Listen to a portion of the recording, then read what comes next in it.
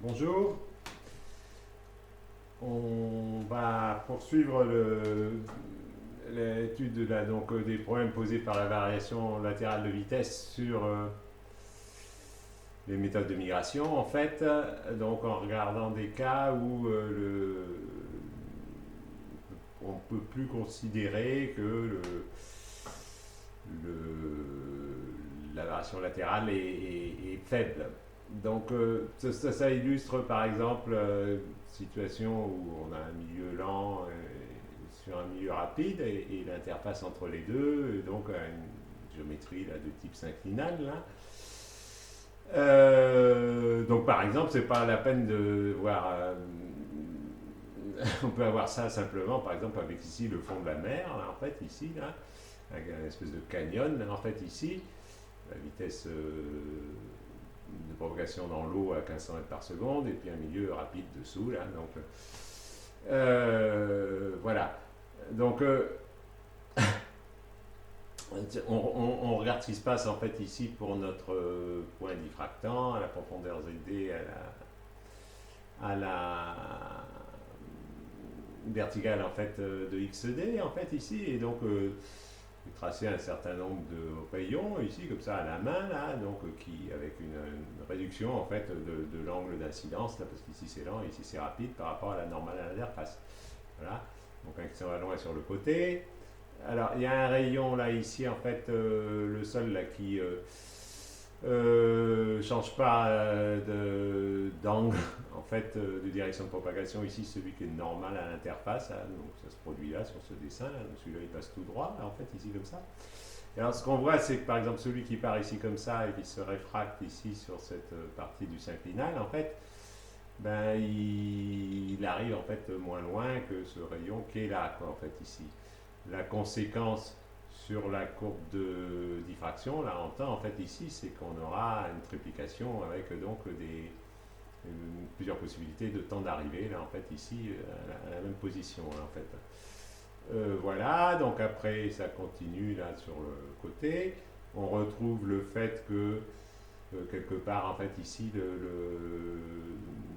le temps minimum ne va pas être à la position XD là. Bon, j'ai pas dessiné le, rayon qui part ici là-haut, qui va se réfracter et partir sur le côté, il est pour ce rayon en fait qui part sous l'incidence telle que par rapport à la normale ici, ça lui donne une incidence verticale en fait en haut là, et donc ça va être le temps minimum en fait ici sur ma courbe de diffraction. Voilà. Ici, comme c'est plutôt plus rapide à gauche et puis plus lent à droite, au moins dans la partie synclinale, là, donc c'est encore pas dessiné parfaitement, mais c'est plus rapide ici et plus lent là, en fait. Voilà, donc ça, on connaissait déjà avec ce qu'on a étudié pour les faibles variations de vitesse. Ce qu'on a de nouveau ici, c'est donc cette possibilité d'avoir des triplications. Donc, si on veut aller migrer des grands angles de propagation, donc ici c'est toujours pareil, on peut se restreindre aux petits angles de propagation et puis utiliser les approximations de la migration temps, là en fait ici. Mais si on veut pouvoir aller imager ici sous ce synclinal des structures fortement pentées, il faut aller chercher ça sur la courbe, il faut aller chercher donc loin sur la courbe de diffraction les choses qui partent en fait sous des grands angles.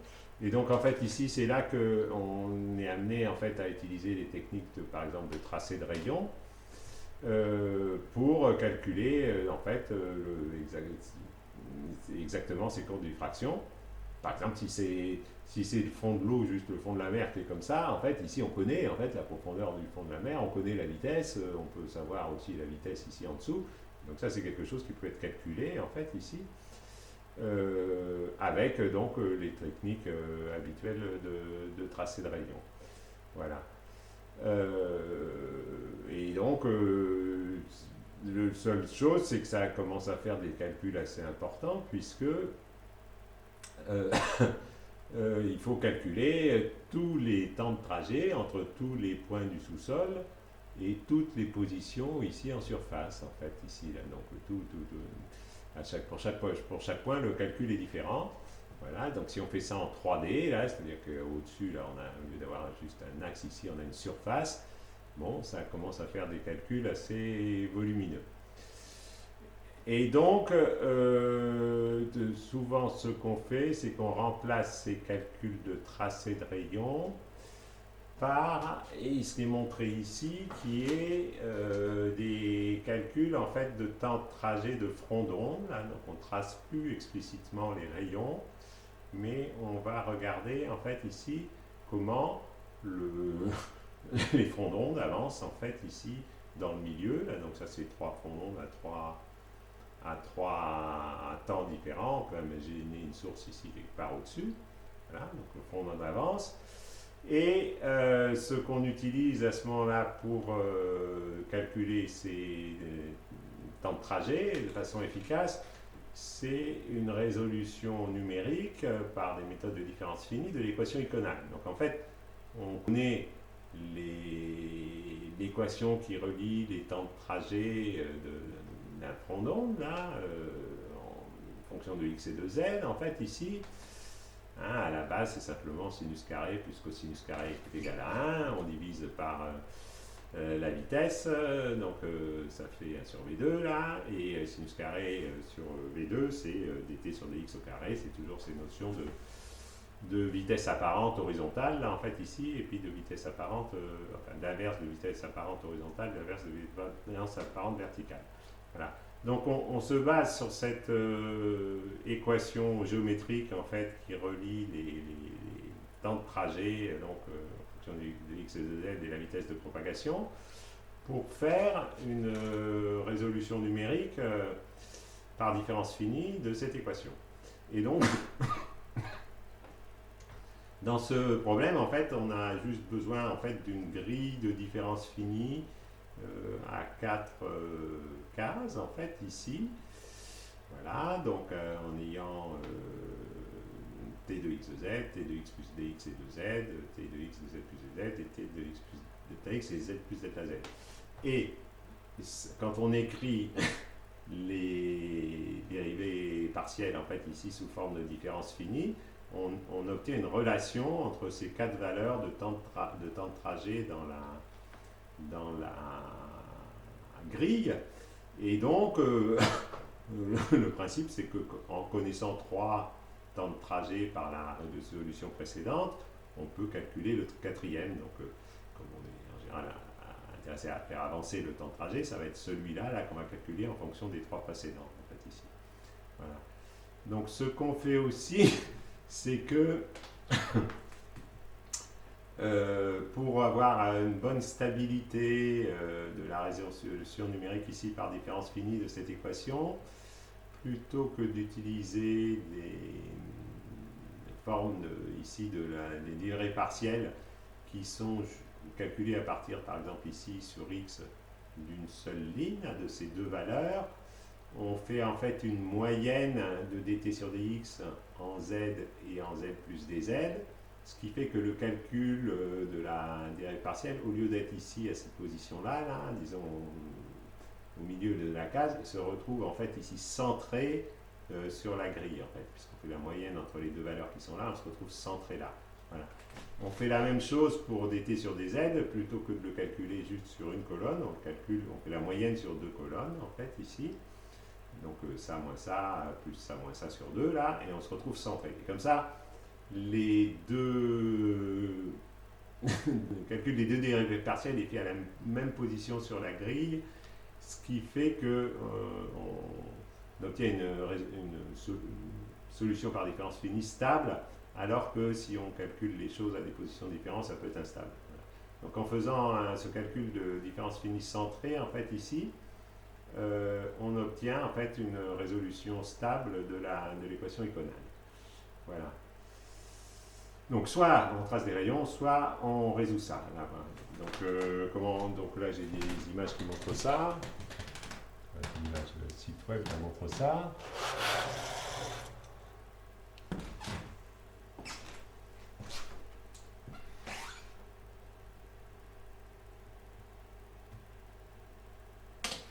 Voilà, donc c'est la construction de l'opérateur de différence finie pour l'équation iconale. Donc ici, ça s'arrête, ce qui était écrit sur le tableau, la résolution, l'équation iconale. En fait, ici, alors ça, c'est l'expression des différences finies centrées, là, où donc on a calculé la différence finie là, sur x. En fait, ici, à la position z, on le calcule aussi à la position de z, on fait la somme, on divise par 2, et puis la dérivée, là, le d sur dx, c'est 1 sur delta x, en fait, ici. Voilà. Même chose pour dt sur dz. Donc, on rentre ces expressions là-dedans, là, en fait, ici, là. Voilà, et donc il y a un petit calcul, et on peut, à partir de ça, obtenir, donc, par exemple, ce qui est intéressant, là, ce qu'on a vu, t de x plus delta x sur delta z, en fonction de t de x de z, là, donc en haut à gauche de la case, en fonction des deux autres valeurs ici. Donc ici, on a une racine carrée, là, ici, qui intervient. Donc la racine carrée, c'est de tout ce qui est entre parenthèses ici. Et puis ici, à l'intérieur, donc on a le v de xz, là, en fait, ici, qui vient de là, ici. Alors A, en fait, ici, c'est juste delta x et delta z, là, en fait. Donc on prend une grille carrée, là, en fait, ici. Voilà. Et donc, en fait, le calcul, c'est simplement va nous donner en fait les valeurs de t de x plus delta x et z plus z en fonction des trois autres qui sont connus. Voilà. Alors, comment ça marche? Comment on l'implémente en fait? Donc ça, c'est montré sur ces images, sont là. Voilà. Donc ça, c'est un cas à vitesse constante. J'ai une grille, là, en fait, ici. Donc, ça a l'air de faire 100 mètres sur 100 mètres. Voilà. Avec une vitesse constante à 1000 mètres par seconde. Donc, on connaît la solution. Donc, on met en fait une source, en fait, ici. On fait un calcul ici pour une source à l'origine, en fait. Et donc, à l'issue du calcul, ce qu'on obtient, c'est ce qui correspond au temps d'arrivée du front d'onde sphérique là, qui avance, là, donc avec des temps, en fait, ici, entre 0 et 0,1, en fait, ici, donc on voit, en fait, sur les changements de couleur, en fait, la progression du front d'onde, là, et donc on a calculé, à l'issue, tous les temps de trajet dans la grille, et donc on connaît tous les temps entre cette position et tous les points du sous-sol. Voilà. Alors, comment c'est implémenté cette chose-là? C'est implémenté sur des grilles en forme de carré, en fait, ici comme ça. Donc ça, par exemple, où on va calculer, en fait, à partir de cette grille où les temps sont connus, ce qui se passe sur la colonne suivante et sur la ligne en dessous, quoi. Donc on avance ici en faisant des carrés là, qui avancent, en ajoutant une ligne, une colonne, ensuite une ligne, une colonne. Et donc on va calculer les temps de trajet dans la ligne, dans la colonne suivante et dans la ligne suivante. Voilà. En prenant les choses donc, sur des grilles de 4 par 4, en fait, ici, comme ça. Voilà. Donc, il faut, en fait, initialiser, en fait, avec des valeurs que, ici, sont des valeurs, dans cet exemple-là, là, qu'on connaît, là, pour la source ici, là, des valeurs analytiques, en fait, ici, là, dans la grille, là. Donc, ici, les temps de calcul, ici, sont initialisés avec des valeurs analytiques, et puis après, on va progressivement ajouter une ligne, une colonne, une ligne, une colonne. Une fois qu'on a fait 25 avances là, par rapport à ici, là, on est rendu là. Et une fois qu'on a avancé partout, on a rempli partout la grille. Voilà. Donc, alors, le point, c'est que, on a vu là qu'on calcule une valeur en fonction des trois autres. Bon, ce qu'on voit, c'est que après avoir avancé 25 fois ici, là, donc on connaît cette ligne, cette colonne et cette ligne. Donc, pour calculer la suivante, elle est toute vide là. Donc en fait, on n'a pas trois valeurs pour en calculer une. Donc en fait, il faut initialiser ce qui se passe dans cette colonne. Alors par exemple, dans cet exemple de vitesse constante, c'est facile parce qu'en fait, il y a le rayon en fait ici qui avance comme ça là. Et donc, je peux calculer le temps de trajet en fait le long de ce rayon dans la grille suivante. Là, voilà, comme ça j'ai mes trois valeurs. Et puis après, je descends ma grille en fait ici dans la colonne en fait ici et je remplis là 1, 2, 3, 4, 5, 6, 7, 8 dans cet ordre-là, là, les temps de trajet avec l'équation là qu'on a donnée précédemment. Même chose pour la ligne en dessous, là, où ben, il y a le rayon qui descend ici tout droit. Je peux initialiser ça, la valeur ici juste en dessous, là, et après j'ai trois valeurs à partir duquel je peux calculer la quatrième, et hop, hop, hop, hop, hop, je m'en vais ici sur le côté, voilà, et après je recommence, voilà. Et donc je remplis ici ma grille à l'intérieur.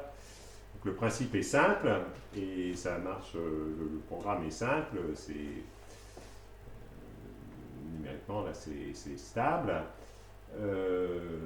Et comme ça, donc, je l'ai déjà dit, là, on a tous les trajets entre tous les points du sous-sol et ce point-là. Et donc, en fait, puisque nous, on a besoin de tous les trajets à partir de tous les points ici en surface, là, pour avoir tous les temps de trajet, il faut faire ce calcul-là en mettant la source successivement, en fait, à tous les points de la surface. Voilà. Mais bon, on fait ce calcul et à l'issue de ça, on a tous les temps de. Donc ici, en fait, on a les temps de première arrivée, en fait, ici dans le milieu. Bon, donc ça, ben, on peut constater que ça marche bien, puisqu'on connaît ici les valeurs analytiques, là, numériquement, là. Donc ça, c'est des comparaisons entre les temps calculés numériquement qui sont donc les traits pleins en fait ici là et puis les temps analytiques qui sont calculés qui correspondent aux petits ronds, voilà. Et donc ça c'est quoi ici? On a Z en fait, donc on regarde la progression de l'onde en fonction de Z.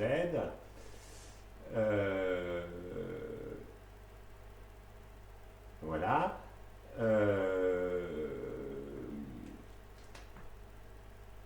Et donc, qu'est-ce qu'on voit en fait?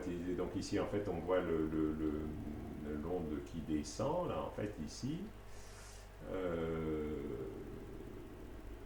Ici, en x égale 0, là, donc en x égale 0, c'est l'onde qui descend directement de la source, là, voilà, donc c'est l'onde directe, pas trop difficile.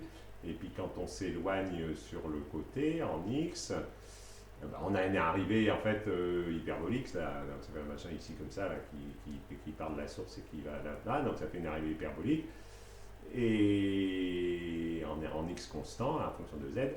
Et donc on a en fait ici les différentes positions. Ici on obtient le bon accord numérique là, entre le solution analytique et la solution numérique.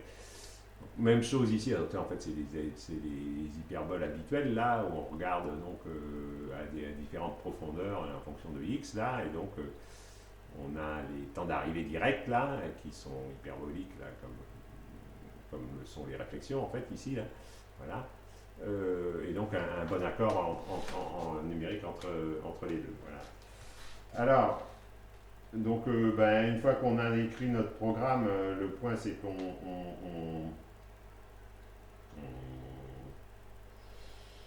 peut l'utiliser avec d'autres modèles de vitesse. Donc ici c'est encore un modèle de vitesse où on connaît les solutions analytiques, c'est juste notre gradient de vitesse en fonction de la profondeur, dans l'augmentation linéaire de vitesse avec la profondeur, entre 500 au départ et puis 1500 ici en bas, là, en fait, à 100 mètres. Un gradient assez important, la 10 en fait ici.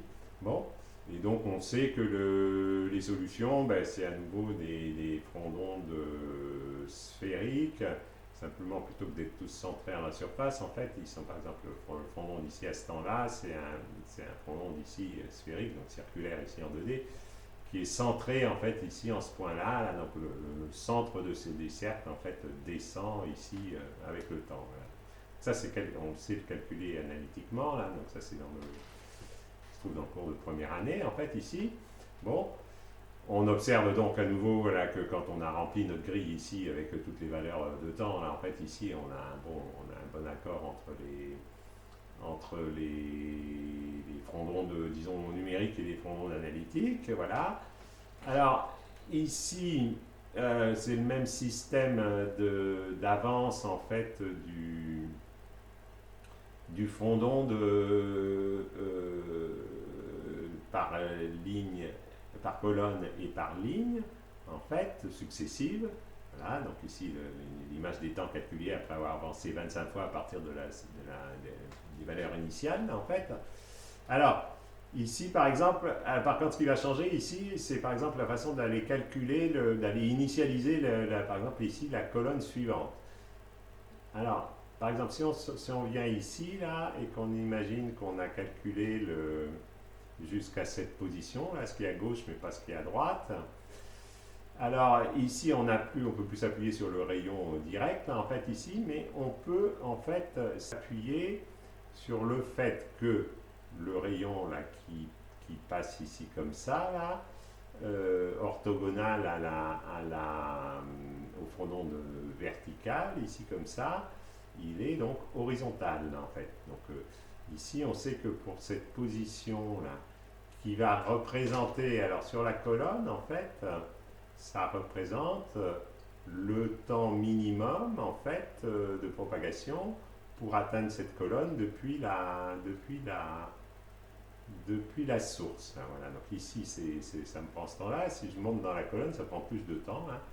Et si je descends dans la colonne, ça prend plus de temps. Donc en fait, le temps minimum dans la colonne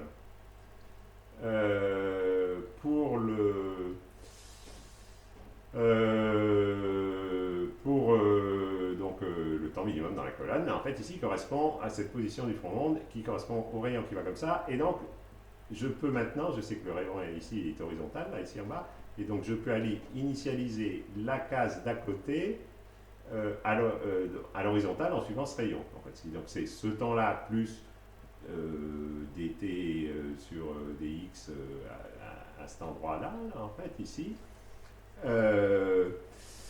me permet en fait ici d'aller calculer cette valeur en supposant la propagation en fait ici horizontale. Voilà. Et donc c'est de ce point que je pars pour aller calculer les temps vers le haut, calculer les temps vers le bas. Voilà, donc ici par exemple, je ne sais pas où est le minimum, mais ici comme ça, mettons qu'il soit là, sur cette colonne, là, en fait, ici, donc après je vais calculer le temps à partir de cette position-là, et monter vers le haut et monter vers le bas avec mes trois valeurs. Voilà. Alors ici, puisque c'est juste un gradient qui dépend de la profondeur, verticalement, là, sur une profondeur constante, le temps minimum, il est toujours ici à la verticale, et ici, en fait, je peux faire la même chose, en fait, mais le minimum, je le trouverai là. Je peux aussi m'appuyer sur le temps analytique de descente, en fait, ici, du rayon vertical, pour initialiser la case suivante, et pouf, partir chercher mes valeurs. Voilà, donc même chose, là, si on regarde donc si ça marche, là, puisqu'on a une solution analytique,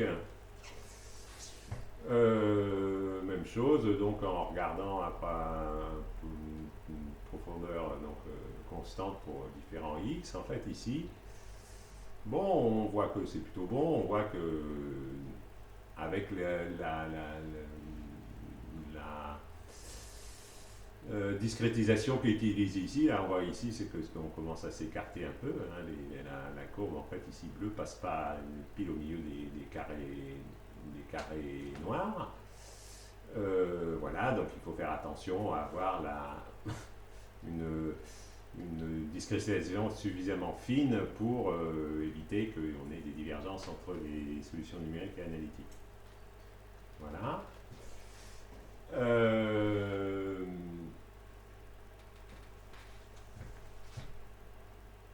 Ici, vous voyez, on a ces calculs-là qui sont faits soit pour les rayons descendants, soit pour les rayons montants. Ça correspond en fait au rayon donc, qui, dans ce milieu-là, Donc les rayons montants, c'est ceux, qui remontent ici comme ça. Donc ici, on est sur des parties où les rayons sont montants. Et puis ici, on est sur des parties où les rayons sont descendants. Donc, comme les rayons, ils font un trajet ici en descendant, en passant par le point bas, puis en remontant. Là, c'est une partie descendante, une partie montante. Et c'est ça qui est distingué sur l'image. Voilà. Alors, on peut aussi...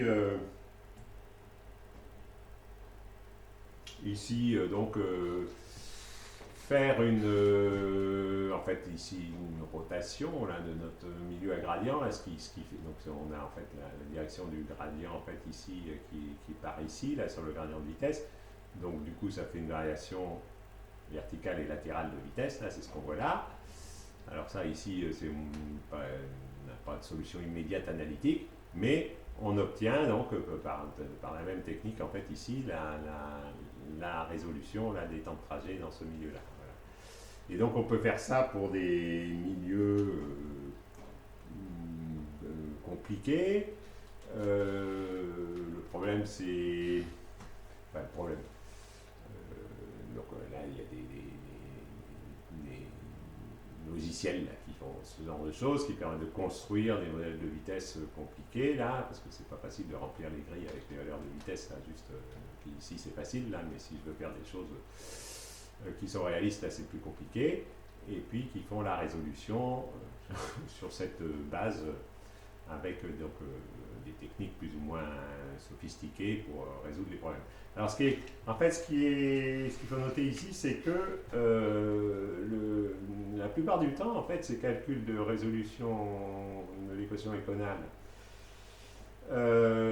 par différence finie sont faits avec des milieux qu'on appelle lisses, en fait, ici. Donc, vous voyez, ici, il n'y a pas d'interface, en fait, ici, parce que les interfaces sont pas faciles à gérer, en fait, dans ces milieux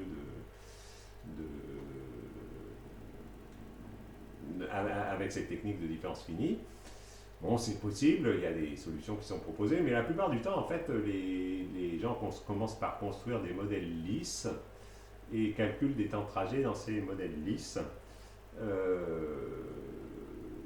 Donc, d'une certaine façon, c'est une certaine limitation là qu'on a sur l'utilisation de ces méthodes-là, en fait, ici. Voilà.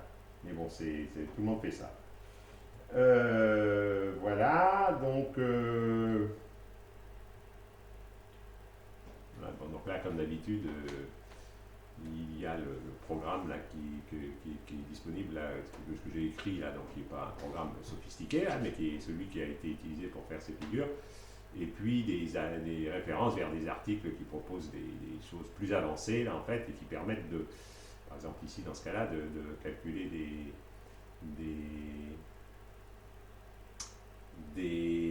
calculer ces temps de trajet par différence finie dans un milieu très hétérogène et donc comportant même des interfaces là, en fait, ici. Donc des discontinuités de vitesse sur les discontinuités de vitesse, les fronts se décrochent. Donc c'est ça qui pose problème dans le calcul des choses. Voilà. Donc bon, vous pouvez aller voir des solutions, des choses plus, des calculs, là, des images là, de temps de trajet plus sophistiqués, correspondant à des milieux compliqués. Par exemple, il y a quelque chose un modèle de vitesse qui est très utilisé. Je pense qu'on va pouvoir le trouver ici, là. Bon, c'est un modèle de vitesse qui s'appelle le modèle de Marmouzy, qui est un modèle qui sert à tester des méthodes d'imagerie. Bon, ben on va essayer avec Econal, là. Voilà.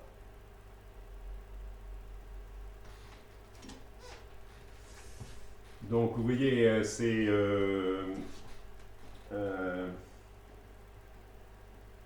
plus les images qu'on obtient avec Google, là, Top Option Marmouzy, c'est des modèles comme ça, là, qui représentent la complexité géologique. Donc, ça, on voit bien qu'il y a des couches avec des bandages variés. Les couleurs, c'est des vitesses. Là, on a des forts contrastes de vitesse. donc vous voyez, ça c'est par exemple le modèle avec des couches. Ici c'est le modèle lissé en fait de vitesse, là, voilà. Donc ça c'est, on a supprimé en fait ici les interfaces et c'est complètement lissé. Et donc avec ces modèles lissés, on peut calculer, c'est ce qu'on devine ici, donc par les méthodes de différence finie en fait ici, et l'équation de résolution par différence finie et l'équation éconale en fait ici, les temps de trajet, en fait, ici, il y a des premières arrivées, donc vous voyez, c'est compliqué, ici ça avance plus vite, là, le pendant est en train de se décrocher, là, donc on a des pendants ici compliqués, donc il y a plein d'exemples ici comme ça, de disponibles, voilà, ça c'est, ici, ça représentait les rayons, là, dans ce type de modèle. Vous voyez, les rayons qui font des trajets très compliqués.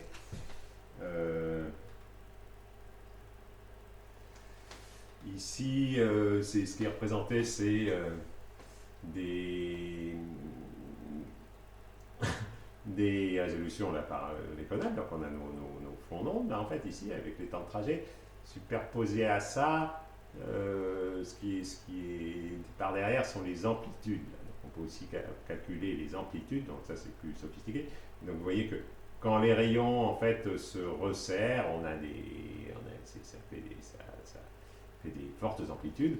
Quand les rayons divergent, ça fait des plus faibles amplitudes. Là, donc on a des variations aussi d'amplitude qui sont liées à ça. Voilà. Bon.